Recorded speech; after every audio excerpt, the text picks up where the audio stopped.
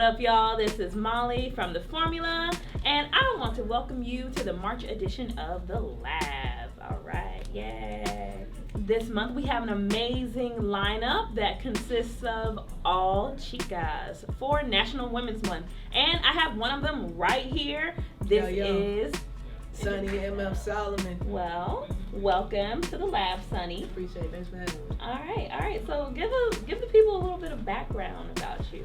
Where does the name come from? The name, it's actually my real name.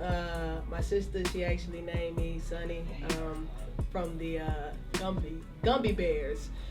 Yeah, not the Gummy Bears, but the Gummy Bears. It was like this. She was like basically the leader of the crew, you know what I mean? She was telling people what to do. She was a boss pretty much, you know what I mean? So I guess my sister seen it at an early age, that, yo, she's gonna be a boss. So the Formula's motto is talent, style, and performance. And I'm gonna ask you some questions in relation to those three things, okay? Yeah. So let's start off with talent. Let's talk about the beginning of your music career and where you are now as an artist and that evolution. Okay. I said my first rap when I was like 7 years old. So ratchet, you know what I mean? That's when I grew up in the 90s, so it was very ratchet area of hip hop music. That's when I heard, man, you don't know Nan, nigga. So that was like kind of like the first time I really heard a female rapper. I would say Trina for sure. And it kind of, ever since I heard that song, I was just like, yo, I'm gonna be a rapper. You know what I mean? Not necessarily saying I was gonna talk about the stuff she was talking about, because I was young and I didn't know what the hell they was talking about anyway. I just heard female voice saying some stuff on a record, and I usually would hear, male voices. So if it was a female, it was always a singer versus, an actual rapper. So I said my first rap at 7. I was extremely shy. Like, I wouldn't want to let anybody know that I rap. I would do it in my mirror and in my room, but I wouldn't yeah, I'm a rapper.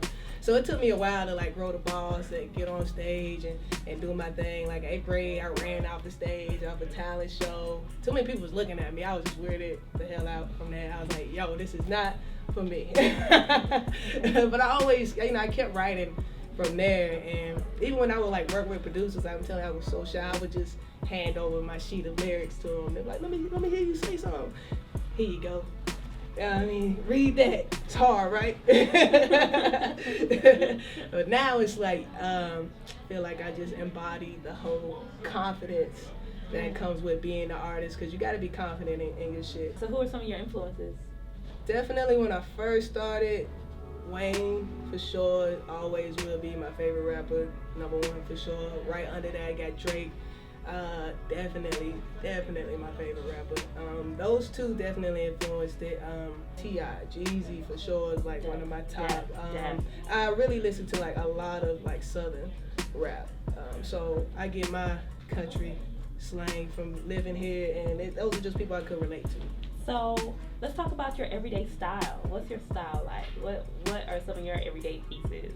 Everyday pieces, as far as like what I'm throwing on, if I got, it used to be the grill, I used to throw the grill in, but I lost that. And a lot of people told me I was gonna lose it too. And I wanna, say I think they jinxed me, because how I lost it. They definitely did. And yeah, so I used to be the thing. I may get that thing back soon. Hey, word is born. I always like to throw on some shades, it really puts you in your zone. You may see me in a hat, leather jacket. I got a stylist now, so I really just let her do her thing. Shout out to Jewel the brand.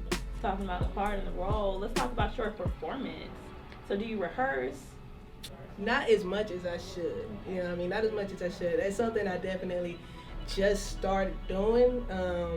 I used to just go out there and, like I said, I would pull from my jazz roots and just improvise, which I'm real good on the spot anyway, so it would never make the show horrible for me doing that, because I'm very relaxed around people anyway, and I got a tendency, I can make people laugh, so that will always be like my thing when I'm coming on stage. I try to get the people to talk to them first before I'm like, yeah, DJ just dropped the record, the music gonna talk for itself.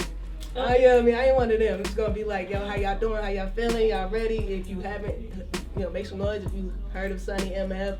And if you haven't, maybe you should come a little closer to the stage. Just get people a little bit more comfortable and, let them know it's about to go down. You know what I mean? Any pre-performance rituals? Pray, definitely. Thank, when I'm praying, I thank for the opportunity to be able to perform and just spread that, send that love out to the audience. You know what I'm saying? I love the promoters. I love the audience. You know what I mean? You put that love out, I feel like I get that love back always. What do you usually leave the crowd with? Any mantras, messages? I just try to leave the crowd with just letting them know, you know, you can always be you. Because that was one thing I felt like I always had a problem with sometimes, with being comfortable in my own skin, as we all do. Because we all notice our imperfections versus sometimes they stand out a little bit more than the perfections. So, I mean, just being you, it takes a lot to actually be a female rapper and go up. What do you like to talk about? What is your usual lyrical content? It's usually life. Especially off my last project, I kind of like to have a theme with my projects now, just to give it a little deeper content than what the usual is. Was that your approach to writing when you first started your career? My approach to writing, it was all about punchlines when I first started. Yeah, I wanted to say some shit, you'd be like, ooh, you know what I mean? Like I said, when I first heard Wayne, it was like he came out, every line was like, damn, ooh, ha. So yeah, my writing approach, it was definitely punchline, but now I feel like I like to tell a story now. I feel like, because that's something I never really did, so when I do it and I'm like, yo, damn, I told a story. So I like to pull from Nas, even with that aspect. Even Andre 3000, the art of storytelling, you know what I mean? Like, you got it's so many different ways to rap. You got the punchlines, you got the storytelling, you got the just go in sections, you know what I mean? So it's really all about what I feel the beat brings out of me. All right, so what's your formula? Formula: money, bitches, and weed. No. Okay. That's a song by you. Yeah, that is one of my songs. I had to plug that in. At that time in my life, that was my formula for sure. But my formula now is definitely staying positive, praying, and being consistent and forming those relationships. That's what it's all about. The music is the easy part. Like I said, I've been doing that since 7. That's easy. That's not even a second thought. You know what I mean? But everything else is the hard part.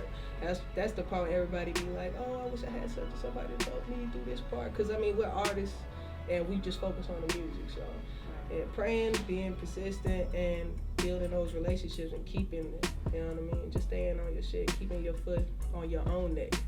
All right, Suni. So let's talk about what you got upcoming.